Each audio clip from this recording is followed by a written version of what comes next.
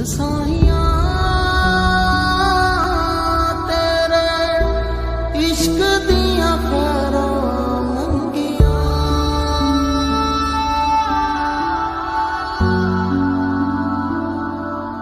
सुन साइयां तेरे इश्क दियां खैरां मंगियां। मेरे शोहर को वालिदैन के इंतकाल के बाद वरासत में कुछ ज़रई ज़मीनें मिली थीं, इसलिए डॉक्टर होने के बावजूद उन्होंने उस गांव में रिहाइश इख्तियार की जहां पर ज़मीनें थीं। वहीं वो क्लिनिक भी करने लगे। इस तरह ज़मीनों की देखभाल के साथ इलाज मुआवजा भी चलने लगा। ज़मीनों से क्योंकि ठीक ठाक आमदनी हो रही थी, इसलिए वो गरीबों का इलाज मुफ्त करते थे। वो सिर्फ वडेरों और ज़मींदारों से पैसे लेते थे। सो अल्लाह ने उन पर अपना खसूसी करम किया और थोड़े ही दिनों में उनके इलाज की धूम मच गई। उनके हाथ में अल्लाह ने शिफा रखी थी, इसलिए उनको दस्ते शिफा का खिताब भी मिला हुआ था। मेरे शोहर की रिहाइश अंदरूनी सिंध के एक पसमानदा से गांव में थी। वालिदैन वफात पा चुके थे, सब बहन भाइयों की शादी हो चुकी थी। ये सबसे छोटे थे और घर में अकेले रहते थे। बहन भाई सब शहरों में आबाद थे। सन 1960 की दिहाई थी जब मेरी उनसे शादी हुई। मैं कराची से शादी होकर उस छोटे से गांव में गई थी जहां बिजली की सहूलत भी नहीं थी। शुरू में तो बहुत परेशानी हुई, मगर मैं फिर आदी हो गई। वैसे मैं यहाँ जमींदाराना ठाट से ही रह रही थी। जब हमारे बच्चे हुए और उनकी पढ़ाई का वक्त आया तो हम करीबी शहर में मुंतकिल हो गए। शहर में मेरे शोहर को एक बहुत पुराना मकान सस्ते दामों मिल गया था, जिसकी मुरम्मत और रंगो रोगन करवा के अपनी जरूरत के मुताबिक हमने उसे रहने के काबिल कर लिया। ये घर गांव की हवेली की तरह बड़ा तो नहीं था, मगर फिर भी बहुत कुशादा और 2 मंजिला बना हुआ था। गांव से खाना पकाने और बच्चों को संभालने के लिए मासी सुगरा और बाहर के कामकाज के लिए एक छोटा लड़का अली गोहर हमारे साथ आया था। हमने नौकरों को रिहाइश ऊपर के कमरों में दी थी। मेरी असल कहानी उस घर से शुरू होती है। एक दिन मासी सुगरा की ऊपर वाली मंजिल से जोर जोर से चीखने की आवाज आई थी, बीबी दरवाजा खोलो। अली ने बाहर से दरवाजा बंद कर दिया है। अली से मासी की नहीं बनती थी, वो उसे अक्सर अपनी शरारतों का निशाना बनाए रखता था। उस वक्त वो बाहर सौदा लेने गया हुआ था, इसलिए मासी के पुकारने पर मैं ही जल्दी से ऊपर गई, मगर दरवाजे पर तो बाहर से कोई कुंडी नहीं लगी थी। मैं समझी दरवाजा तेज हवा के बाइस बंद होने से जाम हो गया होगा।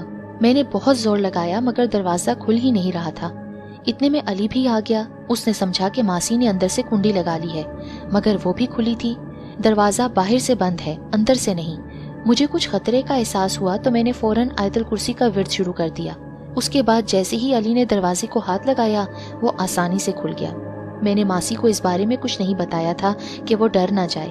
वो उसे अली की शरारत ही समझ रही थी। जब मैं उस घर में शिफ्ट हुई थी तो मुझे घर की फिजा अजीब भारी सी महसूस हुई थी, लेकिन मैं कुछ समझ नहीं सकी थी। चूँकि मैं सोमो सलाद की बचपन से ही पाबंद थी और रोजाना 4 कुल, आयतल कुर्सी और मंजिल पढ़कर घर पर दम करती रहती थी, इसलिए मुझे डर तो महसूस नहीं होता था, मगर कुछ अनजाना सा एहसास होता जैसे कोई और भी यहाँ मौजूद है। दूसरी बार जो वाकया पेश आया उससे मुझे यकीन हो गया कि यकीनन कोई और मखलूक भी यहाँ रिहाइश पजीर है। उस दिन मासी कुछ सामान निकालने स्टोर में चली गई थी। जैसे ही उसने कोठरी का दरवाजा खोला, चीखती चिल्लाती भागती हुई आई, बीबी स्टोर में एक बहुत बड़ी बला बैठी है। वो डर के मारे कांपती हुई बोल रही थी। क्या है मासी, चलो तो मेरे साथ। मैं देखने के लिए उठी। नहीं बीबी, आप नहीं जाएं, वो बहुत बड़ा है। मासी मुझे भी रोक रही थी। अरे डरो नहीं, मैं ये कहकर आगे बढ़ी और जैसे ही मैंने स्टोर का दरवाजा खोला तो दहशत से बेहोश होते होते बची। मैं तो औरत थी, अगर कोई मर्द भी होता तो भी हवास खो बैठता। एक बहुत बड़ा स्याह रंग का सांप कुंडली मारे बैठा था। वो इतना बड़ा था कि पूरी कोठरी को घेरे में लिए हुआ था।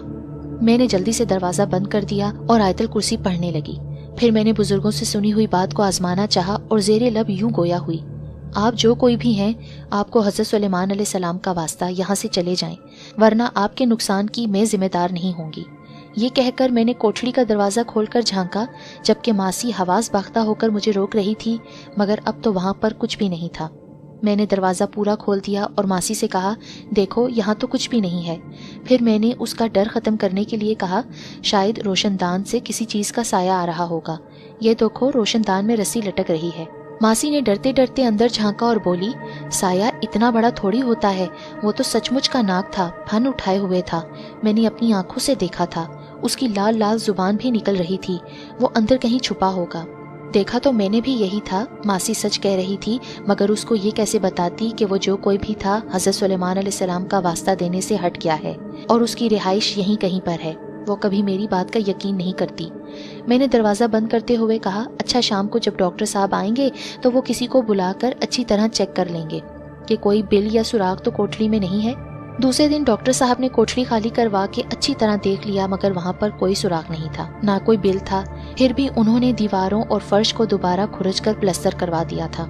मासी अब भी उस कोठड़ी यानी स्टोर में जाने को तैयार नहीं थी, इसलिए हमने किचन के साथ जो खाली जगह थी वहाँ पर स्टोर बनवा दिया तो उसे इत्मीनान हुआ। अब मुझे यकीन हो गया था कि इस घर में कोई ऊपरी चीज जरूर है जो अपनी मौजूदगी का यकीन दिलाकर हमें घर छोड़ जाने पर मजबूर कर रही है। मैंने एक दिन डॉक्टर साहब से इस मौजू पर बात की और बताया कि कुछ गैर मामूली वाकयात हो रहे हैं। इसका मतलब है यहाँ पर कुछ है, कहीं हम लोगों को कोई नुकसान न पहुँचे, बेहतर है कि आप दूसरा घर देख लें। उन्होंने मुझे जो जवाब दिया था उसके बाद मैंने अपनी जुबान बंद कर ली थी। मुझे मालूम था वो मेरी बात पर कभी यकीन नहीं करेंगे। तुम पढ़ी लिखी होकर जाहिलों वाली बातें कर रही हो। इससे पहले भी तो इस घर में लोग रहते थे, वो भी मेरे दोस्त थे, उन्होंने तो कभी ऐसी शिकायत नहीं की। ये इंसान की नज़र का धोखा होता है, जो मामूली चीज भी अनोखी और गैर मर्रई नजर आने लगती है। डर और खौफ की हालत में इंसान जो सोचता है वैसा नजर आने लगता है। मैं डॉक्टर हूँ और मैंने नफ्सियात भी पढ़ी है। मेडिकल की तालीम में इंसानी नफ्सियात भी पढ़ाई जाती है। इतना तवील लेक्चर सुन के मुझे खामोशी होना पड़ा, लेकिन चंद दिनों बाद मेरा फिर एक ऐसे ही वाक़े से वास्ता पड़ा था। उन दिनों तफरीह का कोई और जरिया तो था नहीं, सवाए इसके कि वडेरे और जमींदार या तो शिकार खेलने जाते थे या सिनेमा हॉल जाकर फिल्म देखते। डॉक्टर साहब यानी मेरे शोहर भी फिल्मों के शौकीन थे और हर नई फिल्म दोस्तों के साथ जाकर जरूर देखते थे। उन दिनों मासी छुट्टी लेकर अपनी बेटी के घर गई हुई थी। अली की भी तबीयत खराब हो गई तो वो भी गांव चला गया। मैं बच्चों के साथ घर में अकेली थी। उस रोज मेरे शोहर का फिल्म देखने का प्रोग्राम बन गया। उनकी क्लिनिक अभी तक गांव में थी। वो सुबह जाते तो शाम को वापसी होती, इसलिए आखिरी शो यानी 9 से 12 वाली टिकटें खरीदते। उनका प्रोग्राम आखिरी शो देखकर आराम से सोने का इरादा था, क्योंकि दूसरे दिन इतवार था। उन दिनों रात को देर तक जागने का रवाज नहीं था, लोग जल्दी सोते और जल्दी उठते थे, इसीलिए सरे शाम ही सन्नाटा छा जाता था। डॉक्टर साहब का ये प्रोग्राम था कि वो गेट को बाहर से ताला लगाकर चले जाएंगे ताकि मुझे उठकर दरवाजा खोलना ना पड़े और मेरी नींद खराब ना हो। मुझे भी उनकी तजवीज पसंद आई और बच्चों को खाना वगैरह खिलाने के बाद उनको सुलाकर खुद भी सो गई। मालूम नहीं उस वक्त क्या टाइम हुआ था कि एक अनजाने से शोर की वजह से गहरी नींद से मेरी आंख खुल गई। मैंने गौर किया तो बैठक वाले कमरे से बिनबिनाहट जैसी आवाज आ रही थी, जैसे कोई सरगोशियों में बातें कर रहा हो। उसके साथ चाय की प्याली रखने और उठाने की आवाज भी आ रही थी। छत का पंखा भी चलता हुआ महसूस हो रहा था। इसका मतलब था कि मेरे शौहर फिल्म देखकर वापस आ गए थे और खुद ही चाय बनाकर दोस्तों को पिला रहे थे। मुझे इसलिए नहीं उठाया होगा कि मेरी नींद ना खराब हो। मैं मुतमईन हो गई, मगर कुछ देर बाद मुझे सख्त प्यास महसूस हुई तो मुझे पानी पीने के लिए उठना पड़ा। मैंने यूं ही बैठक की खिड़कियों से झांका तो मुझे हैरत का जबरदस्त झटका लगा और वहाँ कोई भी मौजूद नहीं था, जबकि वो सब आवाजें मैंने साफ तौर पर सुनी थी। मैं हैरत ज़दा खड़ी थी कि घर का मरकजी दरवाजा खुलने की आवाज आई और मेरे शौहर आते हुए नजर आए। तुम अभी तक सोई नहीं? मुझे वहाँ खड़ा देखकर उन्होंने पूछा। अरे मैं तो सो रही थी, पर पानी पीने के लिए अभी उठी हूँ, मैंने जवाब दिया। मैं समझी शायद वो अपने दोस्तों को दरवाजे से बाहर तक छोड़ने गए होंगे, इसलिए मैंने पूछा, आप कब आए? क्या थोड़ी देर पहले भी आए थे? नहीं तो, मगर तुम क्यों पूछ रही हो? डॉक्टर साहब ने कुछ हैरत से पूछा। इसलिए कि मुझे बैठक से बातों की आवाज आ रही थी और ऐसा महसूस हो रहा था जैसे आप अपने दोस्तों के साथ चाय पी रहे हो। अरे नहीं भाई, चाय तो मैं बाहर से ही पी कर आया हूँ, तुमने कोई ख्वाब देखा होगा। मुझे मालूम था कि मैं कुछ भी कर लूं, मेरे शोहर कभी नहीं मानेंगे कि मैंने बकायमो होशो हवास खुद अपने कानों से वो आवाजें सुनी थी। इसलिए मैं खामोश हो गई थी और साथ ही मैंने ये भी सोच लिया था कि इस सूरत हाल का मुझे अकेले ही मुकाबला करना है। उस दिन मैं ऊपर के पोर्शन में किसी काम से गई थी। मासी सुगरा भी ऊपर ही थी। वो मुझसे बातें करने लगी। असर का वक्त हुआ चाहता था। उसने कहा, बीबी आप नमाज पढ़ लें तो मैं चाय बनाती हूँ। वो ये कहकर नीचे चली गई थी। मैं भी उठने का इरादा कर ही रही थी कि वो पलंग जिस पर मैं बैठी हुई थी अचानक तेजी से ऊपर उठना शुरू हो गया। थोड़ी देर तक तो मेरी समझ में कुछ नहीं आया, फिर यकदम मुझे खतरे का एहसास हुआ, क्योंकि पलंग अब बराबर वाले कमरे की छत के करीब ऊपर तक चला गया था। मेरे यहाँ उन दिनों चौथे बच्चे की आमद थी। मुझे ये खौफ महसूस हुआ कि अगर पलंग तेजी से नीचे गिरता है तो मुझे और मेरे होने वाले बच्चे को यकीनन नुकसान पहुंचेगा। तो मैंने जल्दी जल्दी कुरानी आयतों का विर्द शुरू कर दिया। سورہ فلق، سورہ ناس پڑھتے ہی پلنگ بہت آہستہ اور آرام سے فرش پر آ لگا اور اس کے نیچے سے شیر کی جسامت کا کالا بلا نکل کر میری آنکھوں کے سامنے دیکھتے ہی دیکھتے غائب ہو گیا۔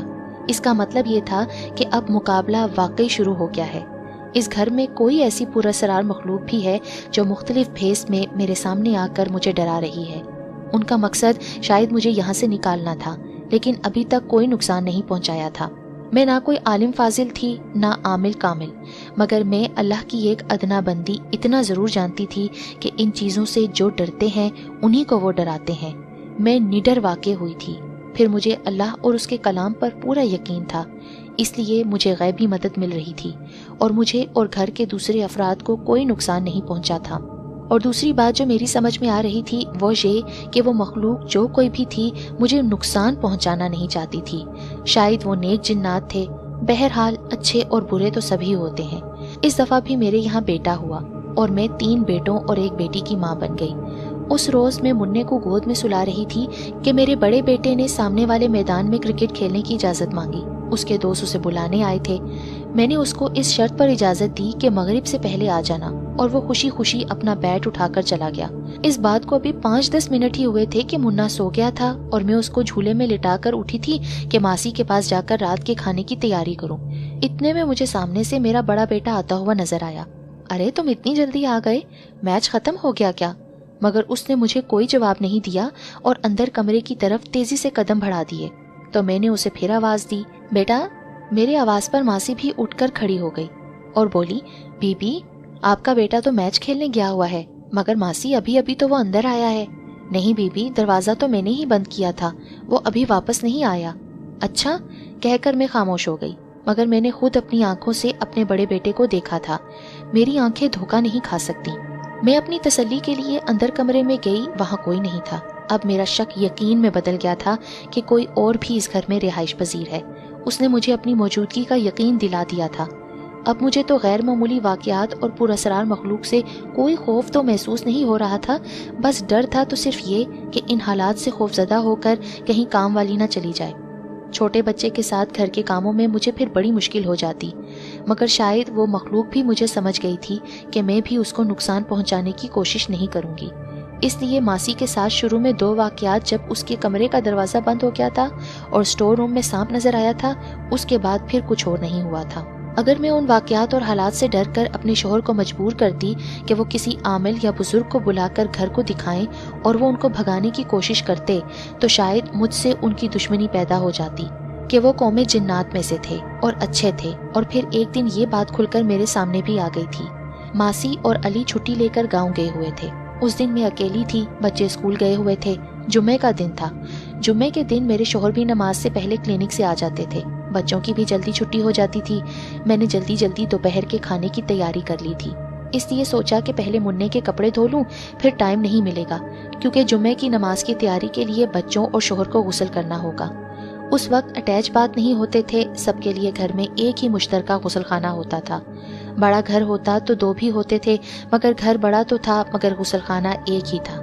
میں جلدی کپڑے دھو رہی تھی کہ اچانک پتہ نہیں کدھر سے ایک لمبے قد کی خوبصورت عورت میرے سامنے آ کر کھڑی ہو گئی۔ میں حیران ہو گئی کہ یہ عورت کون ہے۔ ابھی میں نے اس سے پوچھنا ہی چاہا تھا کہ وہ کون ہے، اس نے سلام کر کے کہنا شروع کیا تھا، آج جمعے کا دن ہے اور تم اتنی دیر سے غسل خانے میں کپڑے دھو رہی ہو۔ مجھے بھی کپڑے دھونے ہیں، میرے بچوں کو بھی نماز پڑھنے جانا ہے، ان کو بھی نہلانا ہے۔ تم غسل خانہ خالی کرو تو میں بھی اپنا کام کروں۔ میرا بھی اس گھر پر اتنا ہی حق ہے جتنا تمہارا، ہم برسوں سے یہاں رہ رہے ہیں۔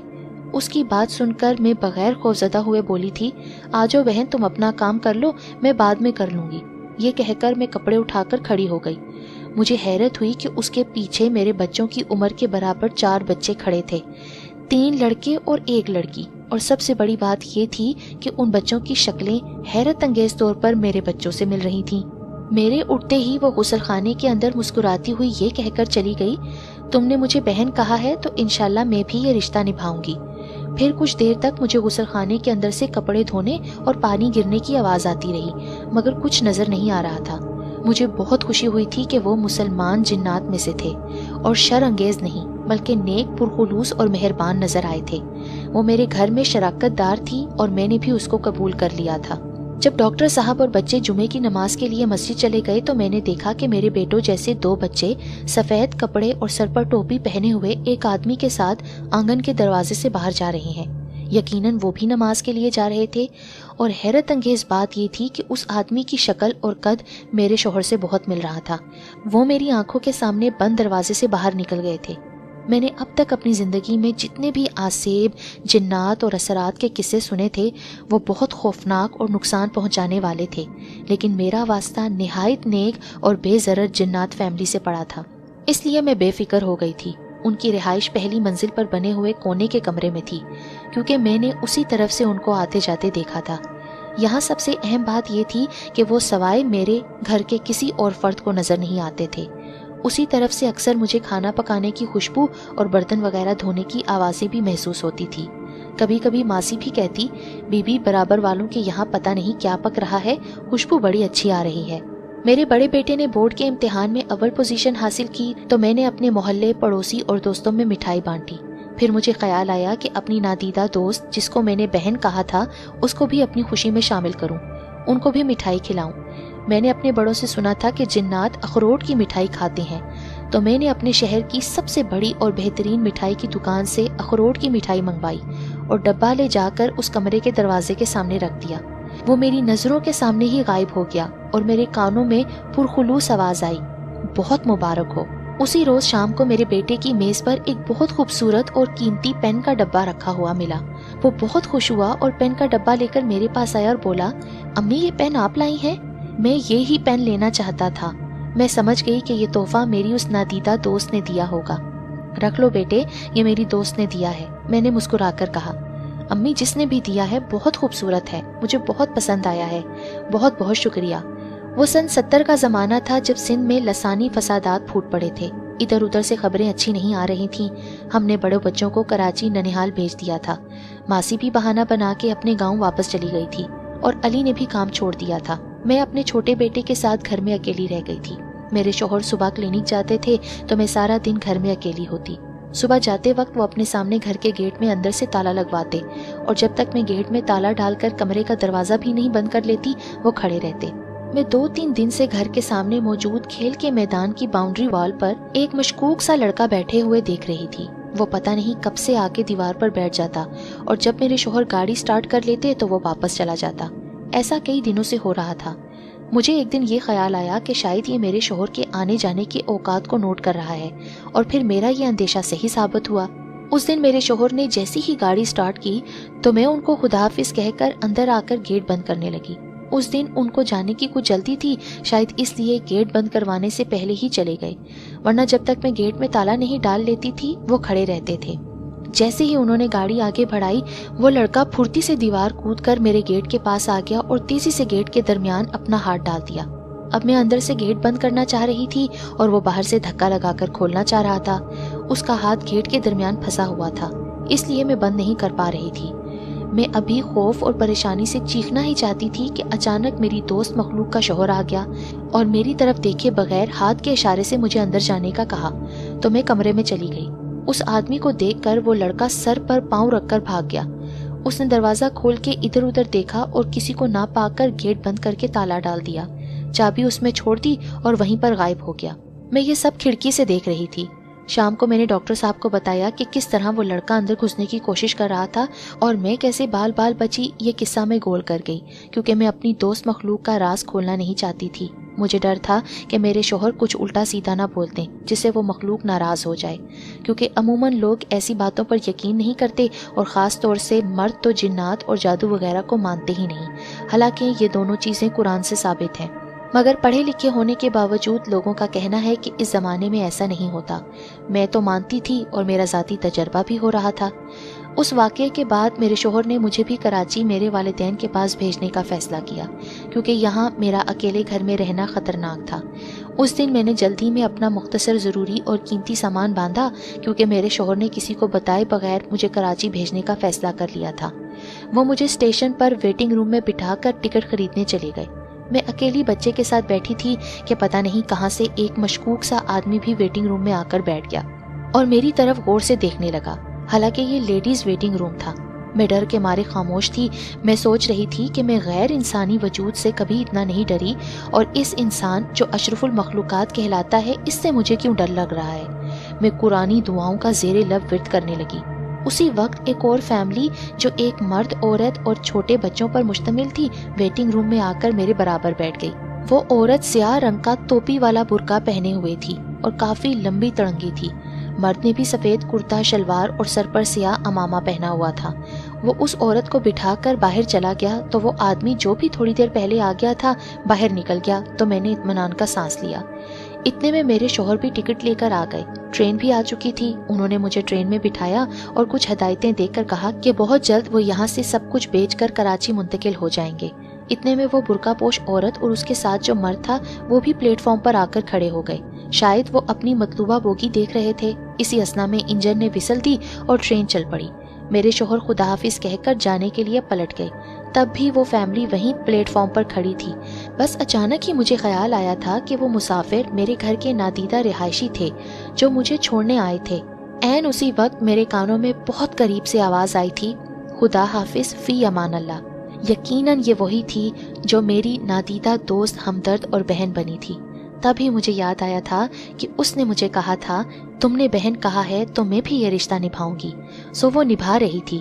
اس نے مجھے اکیلا نہیں چھوڑا اس پلیٹ فارم پہ۔ شہر میں فسادات کی وجہ سے خطرات منڈلا رہے تھے۔ لسانی جھگڑے کی آڑ میں بہت سی دشمنیاں پیدا ہو رہی تھیں اور کچھ لوگ اس کا ناجائز فائدہ اٹھا رہے تھے۔ ایسے میں اس نے میرا بہت ساتھ دیا۔ اس پراسرار قصے میں کہیں بھی ڈر اور خوف والی بات نہیں ہے۔ گویا میں خوش قسمت ہوں کہ غیر انسانی مخلوق جنات نے میرے ساتھ محبت کا سلوک رکھا۔ اس واقعے کو بہت ایک لمبا عرصہ گزر گیا ہے۔ میری زندگی میں پیش آنے والے یہ انوکھے اور یادگار واقعات ہیں۔ اب ہمیں سندھ کا علاقہ چھوڑے ہوئے اور کراچی میں رہتے ہوئے برسوں بیت گئے ہیں۔ میں نانی اور دادی کے عہدے پر فائز ہو چکی ہوں۔ میرے شوہر کا بھی انتقال ہو چکا ہے، لیکن اس تمام عرصے میں میرے ساتھ اور میرے بچوں کے ساتھ پھر کوئی پراسرار واقعہ پیش نہیں آیا۔ اس لیے میرے بچے بھی غیر مرئی وجود پر یقین نہیں رکھتے، لیکن چونکہ میرا یہ ذاتی تجربہ ہے، اس لیے آج بھی میں اس مخلوق کے لیے دعا کرتی ہوں جس نے میرے ساتھ دوستی نبھائی۔ وہ مہربان ہستی مجھے ہمیشہ یاد رہے گی۔